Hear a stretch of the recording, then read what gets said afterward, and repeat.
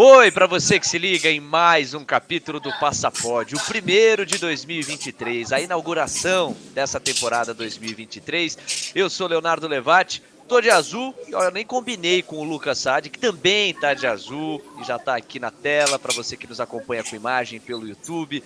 Grande Lucas, ô meu irmão, bem-vindo para essa nova temporada do Passapod. Tudo bem por aí? Onde é que você tá? Maravilha, Léo, maravilha. Primeiro, né, a gente brinca que o ano só começa depois do carnaval. Não foi diferente pro nosso Passapod. Então, começamos aí 2023 e hoje. Já vivi bastante coisa esse ano aqui, vamos conversar um pouco disso. Mas estou bem, agora eu falo com você direto do Egito. Então, eu estou aqui na terra das pirâmides e de muitas outras belezas que são menos valorizadas no mundo externo aí do que as pirâmides, mas eu vou tentar mostrar um pouquinho no meu Instagram, no meu conteúdo como um todo, das belezas que realmente tem nesse país aqui. Pois é, no entanto, o que a gente vai conversar aqui tem pouco de Egito, tem pouco de planejamento geral do Passaporte em 2023. Claro que em alguma medida vai compilar o que o Lucas viveu de janeiro até quase esse mês de março, no momento em que nós estamos gravando. Mas o mote principal da nossa conversa não vai ser nada disso. Esse primeiro capítulo, na temporada 2023, ele é um capítulo que vai dimensionar o que o Lucas viveu. E o Lucas viveu uma das experiências mais dramáticas que um ser humano pode viver. Ainda que no caso dele, do ângulo de um observador e não de um ângulo de vítima. Eu estou me referindo a um terremoto de magnitude quase de 8 pontos na escala Richter. Quase 8 pontos na escala Richter. 7,8. 7,8. Esse terremoto que ocorreu na fronteira entre Turquia e Síria e passou de uma marca muito eloquente e tristemente eloquente. 50 mil pessoas mortas. 50 mil. Uma das coisas mais profundamente dramáticas que a humanidade assistiu nos últimos anos. Esse terremoto já é o quinto mais mortal do mundo nos últimos 20 anos. E Lucas, está todo mundo querendo ouvir porque você estava na Síria no momento do terremoto e houve uma série de conflitos internos seus consigo mesmos depois que você passou pelo terremoto e você estava numa região em que houve sim uma tremedeira forte, mas ela não comprometeu a estrutura em que você estava. E que bom, é por isso que a gente está conversando aqui hoje. E, no entanto, no dia seguinte, quando você comemora, por um lado, não ter acontecido nada com você e, a princípio, pensa em seguir o projeto, ao tomar conhecimento da catástrofe e do quanto foi comprometida uma outra região da Síria, ali próxima à Turquia, você entra num conflito profundo e fala, não, eu vou voltar, e eu vou cobrir, e eu vou ajudar, e eu vou fazer aquilo que eu puder fazer. Eu quero que você narre pra gente essa jornada que você viveu. Maravilha, Léo. É realmente só comentando o que você disse em relação à questão do momento, né? Acho que assim, foi um evento histórico. Nunca antes, desde que começaram a se registrar os terremotos, né? O Instituto Sismológico aí da região, nunca tinha registrado algo parecido, algo nessa magnitude. Então foi um evento literalmente histórico mesmo. Não foi só uma questão histórica para mim, mas para a Síria como um todo. E eu tive, eu não vou dizer a sorte, não vou dizer nada de estar lá, mas enfim. Peraí. Tava Me lá. dá me dá um Lucas, segundo. esse aqui é um bastidor, né? O Lucas tá gravando, me parece que num hostel. Já silenciei o microfone, ó. Ele vai ajeitando aqui a vida como ela é. Você sabe que ele vai rodando, ele falou pra gente que tá no Egito. E aí ele deve estar conversando ali nos bastidores para ter a condição de gravar aqui com a gente. E aí, resolveu? Tá, pede uma água. Olha lá. Tá precisando consumir, né? Você tá precisando consumir. Você tá gravando e não vai consumir aí, os caras vão pegar no seu pé. Ah, bicho, parece que começou a Perfeito. viajar ontem. É isso, eu tô no restaurante aqui, Léo. Desculpa a confusão, pessoal. Tô no restaurante, o pessoal tá falando que a gente tem que sair da mesa assistindo não consumir. Aí eu falei, pede uma água aí É de pra uma. gente conseguir ficar. Então vai Enfim. chegar a melhor água para você. Mas Pô, vamos retomar. Você dizia, algumas águas até acabar aqui, algumas. mas Você estava vamos lá. falando que foi um evento histórico para além de ser um evento Isso. histórico para o mundo. Exato, e para a Síria com certeza, né? Foi um terremoto aqui dos 50 mil mortos na contabilidade aí, obviamente atingiu mais a Turquia, porque o epicentro foi na Turquia, mas a Síria, como é um país menos estruturado por conta de uma outra condição, ele vive uma guerra neste exato momento. Guerra. E por estar vivendo ainda essa guerra, que não acabou, não finalizou, estava muito comprometido a estrutura, a capacidade de conseguir... enfim, por mais que não tenha sido epicentro lá, ele teve estragos tão grandes quanto da Síria. Quanto da Turquia, perdão. E eu estava lá, eu estava na cidade mais afetada, que é Alepo. E aí eu vou comentar o que você comentou em relação ao meu sentimento interno, né? Por que eu estava lá, cara? Eu estou fazendo uma viagem, um projeto para 200 países, além do Brasil. 201 países no total. Desses 200 países eu podia estar em qualquer um. Eu estava na Síria. Eu sou uma pessoa que eu normalmente costumo tentar pegar o melhor clima, pegar o clima de verão, um clima mais tranquilo. E na Síria, naquele momento, não era o melhor momento de ir. Tava nevando nas principais cidades, nas grandes cidades. Na montanha, com certeza nevando. Então tava um frio. E eu não gosto de estar no frio. Por que eu estava ali naquele momento? São vários aspectos que me fizeram levar a pensar assim, não é possível que eu estava aqui por acaso, por coincidência. Alguma coisa me trouxe aqui, alguma coisa, chamem coisa como vocês quiserem, né? Eu tenho a minha crença. E essa questão de não estar ali por acaso me fez pensar, depois de sair dali, o que eu tinha, o que eu precisava fazer. Vamos lá, agora vamos narrar um pouquinho do episódio para depois chegar nessa parte, tá? Tinha chegado na Síria no dia 4 de fevereiro. O terremoto foi na madrugada do dia 5 para o dia 6, mais especificamente no dia 6 às 4h17 da madrugada. Eu cheguei no dia 4. Passei o dia 5 inteiro tranquilo, tentando fazer, obviamente, como criador de conteúdo, tentando fazer o meu trabalho, mostrando um pouco da Síria, do país lindo que ele é, na verdade, mesmo coexistindo com uma guerra há mais de 10 anos. Enfim, até que eu cheguei na cidade de Alepo no dia 5 à noite. Eu fui jantar num lugar que era tradicional, e não fiz mais nada naquele dia em Alepo, que é a cidade que eu mais ia comentar, porque é uma das cidades mais antigas do mundo e etc. Dormi. Nesse dia de noite, eu acordei às 4h17 da manhã, como eu comentei, parecendo que eu estava num sonho. Eu já tinha vivido outros 3 terremotos na minha vida, um no Chile, um na Costa Rica e um na Guatemala.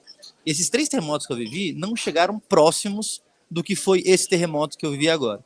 Mas quando eu levantei o olho e abri o olho, a primeira coisa que a memória que eu tinha, né, memória sensorial que me deu naquele momento, foi de lembrar dos outros terremotos. E aí eu estava com a Gabriela, com a minha amiga que estava viajando comigo, ela olhou para mim e falou, Lucas, o que é isso? Que estava balançando muito o prédio, muito, como se fosse um prédio de gelatina. Assim, essa era a impressão que eu tinha. E aí eu olhei para ela e falei assim, terremoto. Porque na minha memória eu tinha vivido alguma coisa parecida, mas em umas dimensões muito menores. E não só menores na intensidade, mas menores na duração. Porque como a gente estava muito próximo ao epicentro e ele foi muito superficial, ou seja, como foi só 17 quilômetros da superfície, esse terremoto, ele foi um terremoto que durou muito. Quanto mais profundo, mais rápido a gente sente na superfície da Terra. E ele foi um terremoto superficial, então eu acabei sentindo ele por muito tempo. A duração dele, na minha cabeça, tinha sido mais de 1 minuto. Tranquilo, assim. Eu acho que no final a gente confirmou que em Alepo ele teve uma duração mais ou menos de 1 minuto e 30, desde o começo até o final. Então foi um terremoto longo. 1 minuto e 30 sentindo o terremoto, gente, é absurdo. O terremoto mais longo que eu tinha sentido antes era 11 segundos na Costa Rica.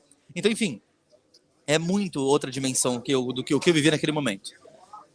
Bom, quando eu acordei com isso, a gente percebeu que era um terremoto, e aí eu fiquei parado na cama, olhando tudo se mexer e esperando passar, porque normalmente 10 segundos passa, né? E não passava, ia. Até que eu comecei a ouvir alguns barulhos no corredor, e a Gabriela estava mais à esquerda de mim, eu falei para ela, vou mais esquerda, mais longe da porta, né? Eu fui para a direita, e aí eu fui para a direita, na direção da porta, e eu lembro no caminho entre a minha cama e a porta, eu balançando, segurando na parede, para que eu conseguisse andar em linha reta, para que não batesse na parede, porque realmente parecia gelatina aquele prédio. Quando eu peguei na porta e abri a porta, eu olhei para o corredor e tinha as pessoas saindo, descendo a escada, e eu via mãe segurando o filho no colo, chorando, o pai desesperado, levando o casaco, arrastando no chão. Assim, era um caos das pessoas que estavam lá, e eu comecei a me dar conta da dimensão do que a gente estava vivendo. Eu gritei para a Gabriela, bota um casaco, bota um tênis e vamos embora. Porque tava frio demais, né? Assim, menos temperatura negativa, com certeza. Então a gente imaginava que a gente ia sair do prédio. Então eu falei, cara, bota um casaco e bota um tênis e vamos embora. E foi o que eu fiz também. Peguei um casaco forte, peguei um tênis e começamos a descer. Na hora que a gente começou a descer do prédio, a gente estava no 2º andar. Graças a Deus a gente não estava tão alto, que o prédio tinha 7 andares. Chegamos no térreo, todo mundo em choque, sem saber o que estava acontecendo. Por quê? Mais uma vez contextualizando, né? A realidade da Síria naquele momento era: estamos em guerra. Uma guerra que está virtualmente pacificada, porque não há nenhuma bomba, nenhum conflito forte nos últimos 2 anos e meio. Então, é uma guerra que não tinha mais relatos, não tem relatos de conflitos, e do nada tem uma tremedeira dessa, ninguém sabe o que está acontecendo. O primeiro pensamento que vai na cabeça dos sírios é o quê? A guerra está voltando. Principalmente numa cidade, Alepo, que é a cidade que teve o maior número de conflitos entre os rebeldes militantes e o governo, e o exército do governo. Enfim, então foi o que a gente começou a pensar, até que eu peguei o celular, eu estava com internet, coloquei no Google terremoto Síria, e achei que teve um terremoto, porque era a minha cabeça na época. Eu, como não estou vivendo uma guerra, graças a Deus, eu estou fora disso, a minha cabeça foi na hora de pesquisar o terremoto. E tinha um terremoto de 7,8 que aconteceu na Turquia. Eu comecei a mostrar para o pessoal, para o meu guia que estava comigo, que estava acompanhando a gente, e ele começou a falar árabe com o pessoal, acalmando o pessoal de que não era guerra. E nisso, acalmando entre muitas aspas, né? Porque como assim um terremoto? Isso tudo foi um intervalo de 11 minutos, das 4h17 até as 4h28. Porque às 4h28 aconteceu o segundo terremoto. E nesse segundo terremoto que foi o estouro, assim, foi o menos fraco, né, menos intenso, menos intenso, mais fraco, mas foi quando tá todo mundo já acordado e conseguiu presenciar o momento do terremoto. Nessa hora todo mundo sai do prédio correndo com medo dele cair, e foi o que a gente fez também por impulso, né, por um efeito manada. E quando a gente saiu do prédio, a gente começou a ver, eu olhei pro lado, vi prédio caindo. O prédio que a gente viu caindo, na real, não foi tão triste na nossa cabeça, porque foi um prédio que estava totalmente abandonado e já estava em ruínas. Então a gente viu esse prédio caindo e fala, putz, que pena, o prédio caiu, mas na nossa cabeça não era tão grave conforme o que você comentou, né? 50 mil mortos que foram a se revelar aí conforme os resgates foram acontecendo. Enfim, a gente não tinha visto o tamanho do estrago ainda. O que a gente viu foi esses dois terremotos muito fortes, muito assustadores. A gente viveu momentos de filme de terror naquele instante, mas depois que o segundo terremoto passou, a gente sentiu mais alguns que chamam de aftershock, que em português a gente poderia colocar como rebote. O efeito posterior ao terremoto grande. A gente sentiu alguns tremores menores, mas são coisas pequenas, coisas mais leves. E aí a gente falou, bom, o pior passou, vamos dormir, vamos voltar a descansar. Isso depois de 2 horas, tá? Foi 1h30 ali de caos, e depois de 2 horas a gente já estava de novo dormindo. E aí, no dia seguinte, quando a gente acordou de manhã cedo, a gente foi continuar nossa vida normal, imaginando que o que a gente tinha visto era o máximo ali, um prédio abandonado caiu, e só. E todo mundo meio assustado com o acontecimento. Depois que a gente foi começando a se dar conta, a gente começou a andar na cidade e vendo monumentos históricos que estavam em pé há 4.000 anos caídos no chão. A gente começou a ver igrejas de 2.000 anos, muito importantes naquela época, mesquitas também, com os minaretes mais importantes da Síria no chão. A gente começou a ver pessoas chorando na rua e o meu guia perguntando para elas, e ele traduzindo para a gente que, na verdade, são pessoas que estavam chorando porque perderam o vizinho, na qual a casa vizinha caiu. E a gente começou a se dar conta do que estava acontecendo. Cara, esse terremoto não foi só o que a gente viu, que foi a tremedeira, o prédio que a gente estava, graças a Deus, muito bem estruturado e que não aconteceu nada, e só isso. Não, foi muito mais que isso. E a gente começou a se dar conta de tudo que estava acontecendo em toda a manhã do dia 6, que foi, a gente acordou mais ou menos umas 9 da manhã, a gente ficou até mais ou menos meio-dia passeando pela cidade, e paramos mais ou menos 12h30 para tomar um café, que estava muito frio, a gente foi tomar um chocolate quente. E nesse chocolate quente a gente começou a conversar com o cara. E nessa conversa que a gente teve com o cara chorando, falando pra gente, que perdeu o vizinho, que a casa dele caiu. E nisso começou a cair na real na gente, cara, o que a gente tá fazendo aqui? Tentando turistar, entre muitas aspas, do lado de uma tragédia. Agora que a gente tá entendendo qual o tamanho da tragédia que foi. A gente começou a falar, não dá mais, a gente não consegue, vamos voltar pro hotel. Não tem mais como viver a vida fingindo que nada aconteceu. E foi o momento que a gente voltou pro hotel. A gente voltou pro hotel mais ou menos 1h20. Na hora que a gente pisou no hotel, 1h27, teve o terceiro terremoto. 7,5 de magnitude. Esse terremoto um pouco mais profundo, então um pouco mais curto de duração. E esse terremoto foi que alarmou a gente. Não acabou. A gente ainda tá no meio do filme de terror. E aquele momento a gente já sabia, né? Inclusive, antes de voltar pro hotel, a gente foi andando pro hotel e a gente parou numa operação de resgate, no qual a gente tinha falado já com alguns policiais, bombeiros, e eles comentando com a gente que tinham morrido pessoas ali. A gente começou a se dar conta, a gente falou, cara, teve mais um terremoto, 7,5 do nosso lado. Vamos embora dessa cidade agora. Vamos o mais possível para o sul, porque a gente sabia que o epicentro de todos os terremotos estava sendo na Turquia. Então, quanto mais ao sul da Síria possível, mais distante da Turquia, mais distante do epicentro do terremoto, a gente conseguia estar. Teoricamente, né, porque abalos sísmicos, infelizmente, não são não existe previsibilidade, eles são imprevisíveis e a gente não sabe onde estão. Mas, na teoria, poderia ser mais seguro estar mais ao sul. Então, vamos sair daqui, correndo. E foi o momento que a gente pegou o carro e, junto com uma manada, porque todos tiveram o mesmo pensamento que a gente, claramente, a gente tentou sair da cidade. Pegou um trânsito absurdo, galera correndo na rua, chorando, de pessoas, bombeiros correndo para cima e para baixo, barulho de polícia toda hora. Era um filme de terror, Léo, sem brincadeira. O intervalo entre 1h30 até mais ou menos 2h15, quando a gente efetivamente saiu da cidade, para mim, essas imagens vão ser dificilmente sair da minha cabeça. De verdade, foi um filme de terror. Daí o momento que a gente saiu da cidade.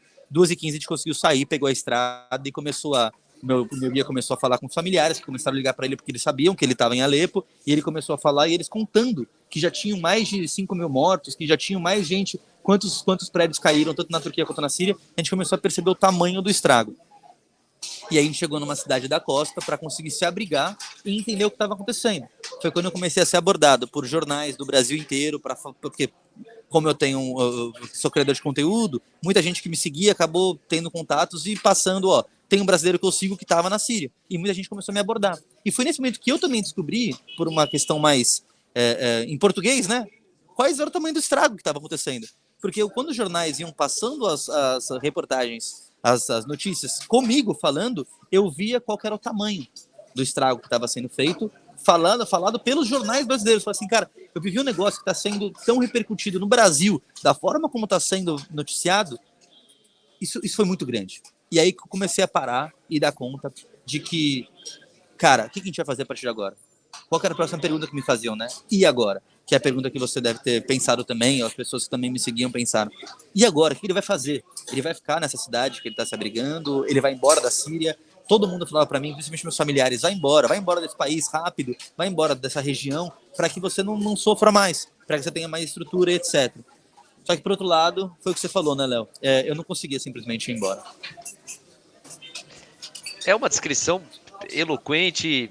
Você levou vários e vários minutos para contar e, ao mesmo tempo, passou em 30 segundos, porque a cada avanço na tua descrição, eu acho que cada um dos que acompanham nossa conversa aqui se imaginou e se colocou no seu lugar. Que roteiro, Lucas. Das coisas mais intensas que você já narrou para mim nessa jornada que está só começando, certo? Você concluiu o teu primeiro ano do projeto em 2022, estamos inaugurando 2023. Cara, continua a descrever, tá todo mundo querendo te ouvir. Aí você sai e conclui, pera lá, eu não devia ter saído. E aí você volta. Como é que se dá isso? A gente pensou assim, cara, a gente está numa posição muito privilegiada. A gente pensando, sempre que eu não coloco a gente, porque foi uma conversa sempre entre eu e a Gabriela, que também é criadora de conteúdo, que também estava naquele momento, e ela teve um pensamento muito parecido com o meu. Ela foi muito minha parceira, assim, a gente criou um vínculo entre eu e ela, porque a gente viveu uns momentos mais assustadores da minha vida e da dela, juntos. E todas as decisões que a gente ia tomar, a gente tentou tomar em parceria, né? A gente começou a conversar e falou, cara, não tem como a gente simplesmente virar as costas e continuar criando conteúdo, viajando pelo mundo, ignorando que a gente viveu um dos momentos mais tristes da história desse país. Que a gente conversava com o nosso guia, e nosso guia chorando, em lágrimas, contava pra gente, tá sendo muito mais triste que a guerra. Porque a guerra, existe motivos, a gente sabe que existem causas não naturais, que o homem fez isso, então era uma coisa esperada, uma coisa que a gente já estava meio preparado para viver. Esse estrago foi um estrago que ninguém esperava, que o estrago que a gente via as pessoas, ele falando, né, que a gente vê as pessoas do lado A e do lado B que se odeiam, se ajudando para resgatar pessoas com vida, coisa que a gente não vê há 12 anos. Então foi uma magnitude muito grande. A gente fez aquele dia 6 de fevereiro, que pra gente começou às 4h17 da manhã, para mim durou 70 horas, não durou 24 horas. Para mim foi um dia grandíssimo.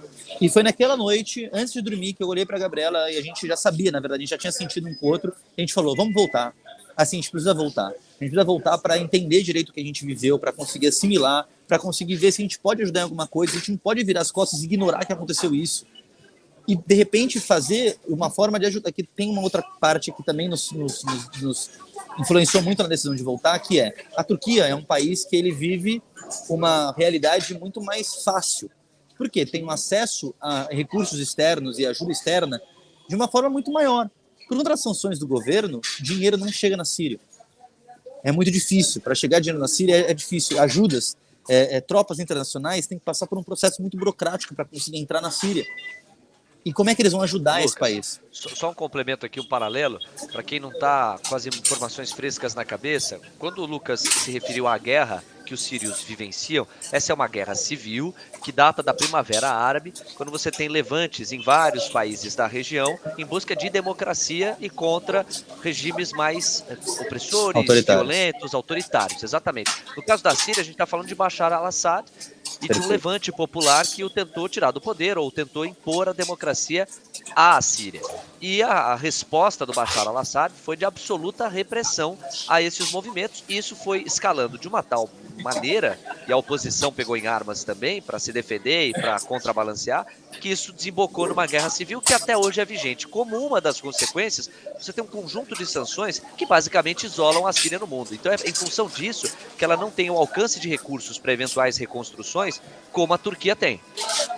Perfeito, perfeito, Léo. Até complementando sobre a guerra na Síria, por que ela durou muito mais que as outras guerras da Primavera Árabe? Que são guerras que foram mais episódios do que guerras. Essa guerra foi uma guerra que teve pretextos não só sociopolíticos, que é a questão da democracia e do autoritarismo, né, um versus o outro, mas teve uma questão da guerra religiosa muito forte, ou seja, de diversas partes do islamismo dentro do próprio governo, e também teve uma guerra geopolítica localizada ali dentro. Então, forças do mundo inteiro, por exemplo, Rússia contra Estados Unidos, de uma forma mais generalista, tá? Eu acho que não é legal generalizar como eu estou fazendo agora, mas nesse caso da Síria, como exemplo, é exatamente o que aconteceu. Então, forças militares muito importantes do mundo se também debatendo no território sírio. Então, por isso que ela acabou se estendendo do jeito que se estende até hoje. Enfim, por conta da pandemia, ela teve uma pausa, teve uma compaixão aí de uma forma maior para que ela também não se estendesse, e ela está num momento de paz nesse momento, mas ela não acabou. Não acabou. Existem cidades dominadas pelos territórios pelos exércitos militantes que ainda estão sendo buscados pelo exército sírio e vice-versa. Então é uma guerra que continua. Exatamente isso, Léo. Agora, voltando para a minha história, como existia toda essa questão de dificuldade de ajuda para a Síria, eu pensei para a Gabriela, o nosso propósito como viajantes e criadores de conteúdo também é passar informação e conseguir ajudar o que a gente puder. Então, por que a gente não tenta ir lá? Não vai ter outras pessoas com acesso que a gente está nesse momento para conseguir mostrar para o mundo, e ver se a gente consegue trazer algum recurso de alguma forma. Então vamos tentar fazer isso, essa volta para Alepo, para ver se a gente consegue ajudar, não só fisicamente, mas também por meio dos nossos canais. E foi isso que a gente fez. A gente voltou com a missão de fazer uma cobertura dos resgates, uma cobertura das consequências do terremoto, por mais que a gente esteja vivendo alguns riscos que a gente tinha mensurado e valia a pena na nossa balança emocional e racional naquele momento, para conseguir tentar ajudar de alguma forma. E a gente toma a decisão, vamos voltar. Dormimos dia 6 para o dia 7 de fevereiro fora de Alepo, e no dia 7 de manhã a gente voltou. Conversou com o nosso guia, que também entendeu e abraçou o nosso propósito, ele com um sentimento muito mais de vou ajudar meu povo sírio, que eu também sinto um pouco porque minha família também é da Síria, então tem um lado desse, mas muito menor que o dele, claro, ele é sírio e vive na Síria toda a vida. E a gente foi juntos para tentar nessa missão de fazer um conteúdo bacana para mostrar a informação do quanto que o povo sírio precisa e também para colocar a mão na massa, para ver se a gente consegue de alguma forma ajudar eles naquele momento que eles estavam vivendo. E voltamos para a Síria naquele momento. Voltamos no dia 7 de manhã e ficamos em Alepo até o dia 10. Foram mais 3 noites, 4 dias quase inteiros, 3 dias e meios inteiros, acompanhando, fazendo a cobertura e ajudando as autoridades como elas poderiam, né? Pois é, e aí eu vou tentando imaginar a carga emocional de se expor a essa tragédia, e ao mesmo tempo em que se produz conteúdo, e nesse caso é um conteúdo que tem por objetivo mostrar aquela realidade, de modo que as pessoas que não estão dentro dela possam dar o peso que essa realidade merece receber, ao mesmo tempo em que você se desdobra como, em função da solidariedade, dessas razões que você expôs, um cara que está lá para ajudar literalmente, seja levando um sentimento positivo, seja estendendo braços, seja ajudando as forças de resgate. Tudo isso você viveu, toda essa jornada você e a Gabi viveram. Isso inclusive se desdobrou numa participação especial sua com a Gabi no programa Fantástico, que é a revista de domingo da TV Globo, que dispensa apresentações. Como é que foi isso também? Porque eles entraram em contato com vocês e pediram um apoio na busca por imagens para se contar essa história melhor aqui no Brasil, não é isso?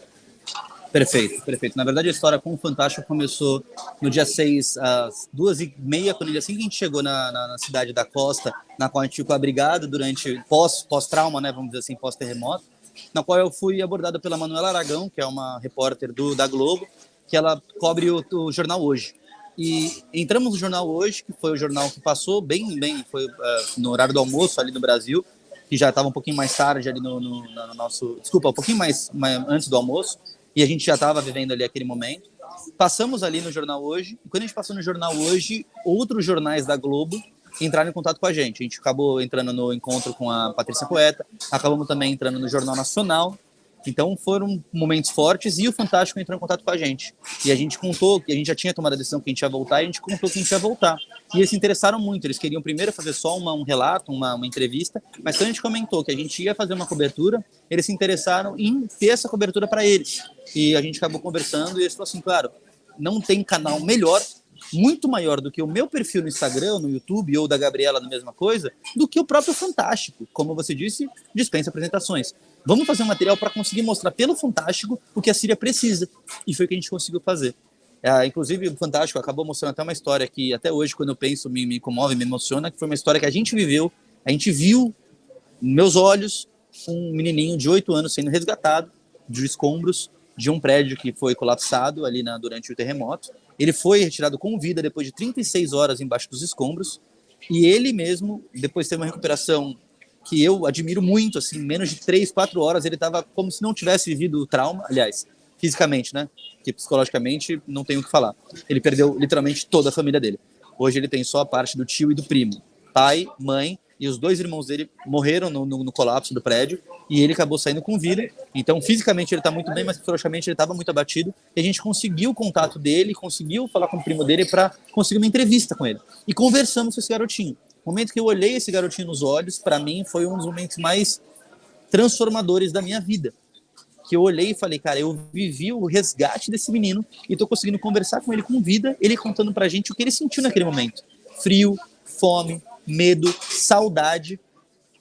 Obviamente não usou a palavra saudade, que é uma palavra em português, mas ele falava, I miss my father, né? Como o nosso guia traduzia pra gente. Eu sinto saudade do meu pai. Eu tô sentindo a falta do meu pai durante o tempo que ele estava lá embaixo. Que ele se sentiu sozinho. Então, foi um relato, um depoimento dele que mexeu muito com a gente. E esse depoimento e esse relato foi a forma mais genuína da gente conseguir mostrar via Fantástico, através do Fantástico, o quanto que o povo sírio está sofrendo tanto quanto o povo turco e está recebendo nem 5%, literalmente, tá? Eu não estou inventando esse número, 5% do que a Turquia recebe de suporte, de auxílio, a Síria está recebendo. Então é uma dimensão que a gente tentou mostrar via Fantástico e graças a Deus foi muito, muito bacana o jeito que eles conseguiram. E depois a gente estava fazendo uma vaquinha, levantando dinheiro. Depois do Fantástico a gente acabou recebendo uma arrecadação muito maior. A gente acabou conseguindo transferir 3.700 euros para uma instituição síria que conseguiu colocar esse dinheiro para a vítima, todo com o dinheiro que nos doaram, que a pessoa que seguem, tanto eu quanto a Gabriela, via Fantástico também conseguiram nos doar. Então foi incrível, assim.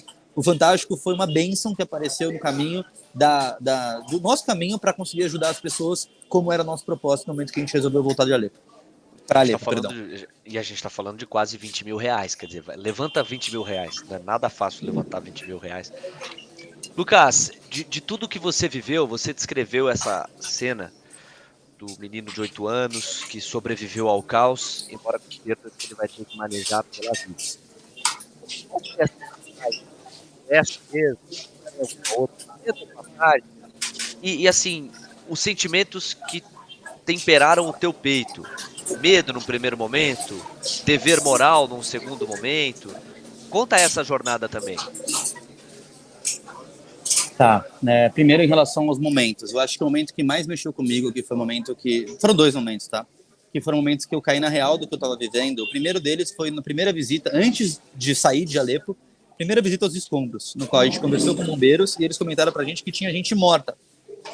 Porque como eu comentei, até então a gente tinha visto um prédio abandonado cair e escombros de monumentos históricos que, bom, a gente sabe que teve uma perda muito grande em relação à história, mas não teve vidas sendo perdidas. Quando a gente ali caiu a ficha, né? Ali que a gente passou, cara, o que a gente viveu não foi só um susto. A gente viveu um evento histórico, a gente viveu um filme de terror, literal, pra gente. Esse foi o primeiro momento. O segundo momento foi depois da volta de Alepo, que a gente foi... Qual que foi nosso cronograma, né, que a gente combinou, inclusive com o próprio Fantástico, que já estava em contato com a gente. Foi de que a gente, no primeiro dia da volta, dia 7, a gente ia tentar fazer a maior parte do nosso dia acompanhar os resgates. Por quê?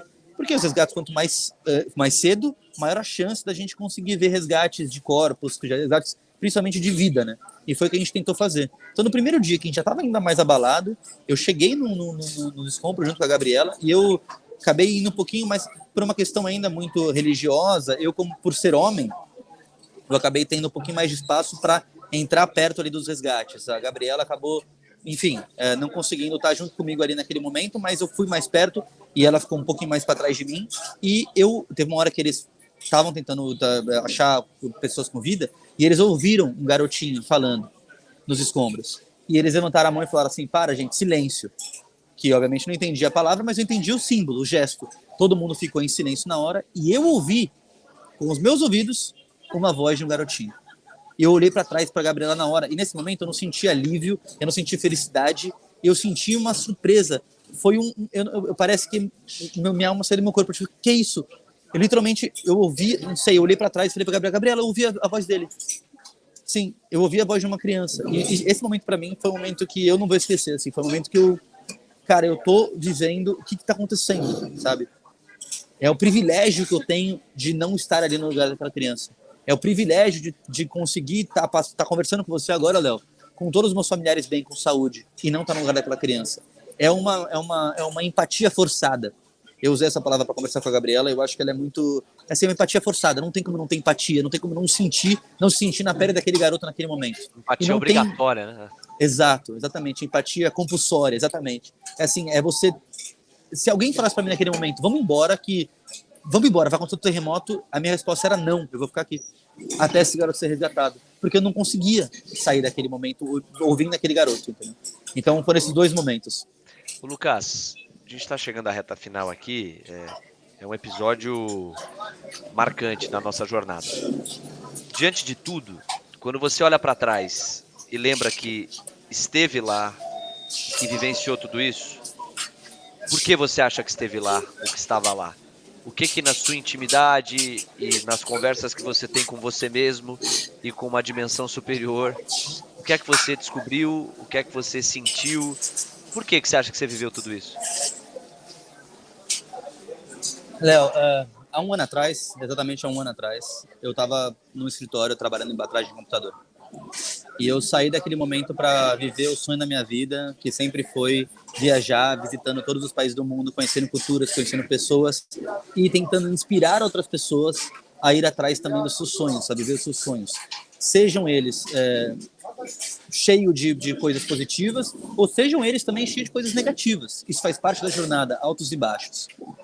Quando eu vivi o que eu vivi momentos que me, obviamente, trouxeram traumas. Eu fiquei mais de uma semana sem conseguir dormir, porque eu acordava no meio da noite achando que eu estava num terremoto.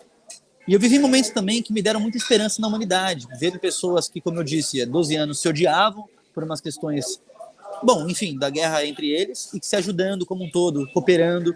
Então, eu acho que eu fui colocado naquele momento para reforçar o meu propósito e a minha missão de completar o meu sonho. Eu acho, tá? É uma questão que eu sinto e eu senti isso. Porque se não fosse por esse episódio, eu estaria vivendo como eu estava vivendo no passado. Hoje eu tenho uma visão totalmente diferente de cada povo que eu enxergo, de como a história moldou e de como a política do país, a demografia como um todo da população, ela encaixa e conversa com momentos como esse, no qual a humanidade, não importa se você a cor da sua pele, a sua orientação sexual, o seu sexo, a sua altura, o seu peso, todos por trás somos humanos e a gente foi colocado no mundo como uma espécie só.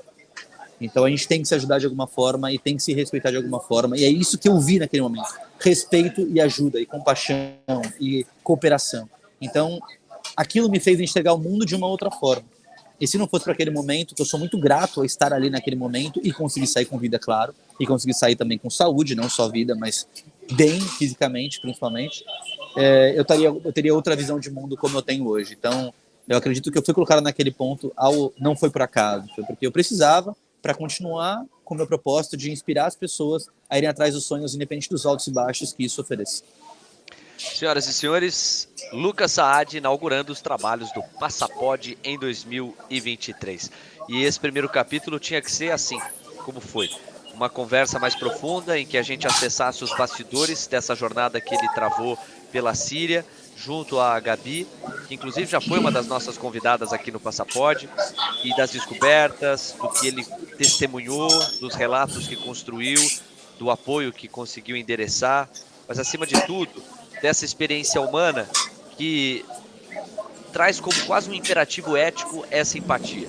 Eu duvido que haja uma pessoa acompanhando essa conversa que não agradeceu, de um lado, por estar aqui no Brasil, em alguma região em que está seguro, e é até irônico falar disso nesta altura, em que nós temos uma série de acontecimentos muito graves no litoral norte paulista. Nós tivemos desabamentos, desalojamentos, vários problemas, e no nosso caso, eu não vou chamar de tragédia, como no caso sírio, porque no nosso caso já existiam alertas sugerindo que esses acontecimentos no litoral norte de São Paulo poderiam acontecer, e no nosso caso, a verba empenhada para o combate aos problemas com as chuvas, sobretudo no começo dos anos, nos últimos 16 anos, não foi nem em 100%, nem no todo usada para esse fim. Salvo engano, 40% da verba que havia sido destinada para isso não foi nem tocada nesta direção. São respostas que as autoridades públicas terão que trazer. Mas eu digo que é irônico, porque a gente está falando de uma tragédia na Síria, quando houve sim uma tragédia no litoral norte paulista, mas no caso da tragédia turca-síria, a gente está falando de algo em relação ao que não se pode fazer nada, porque é imprevisível. É o que você falou, o encontro das placas tectônicas e os terremotos que advêm disso, são apenas imprevisíveis, tanto em magnitude quanto em momento, etc. E no caso brasileiro, a gente tem várias tragédias que são mais do que anunciadas. Mas paralelo à parte, Lucas, eu entendo que foi valioso conversar com você e entendo que esse capítulo aqui ele tem um símbolo e um peso enormes para a gente inaugurar a tua jornada, que eu espero que seja mais leve pelos países por onde você já passou desde que saiu da Síria e pelos que ainda vai passar. Mas a leveza a gente deixa para um próximo episódio. Hoje é um tom mais de reflexão, de decantação e de entendimento de tudo que você passou.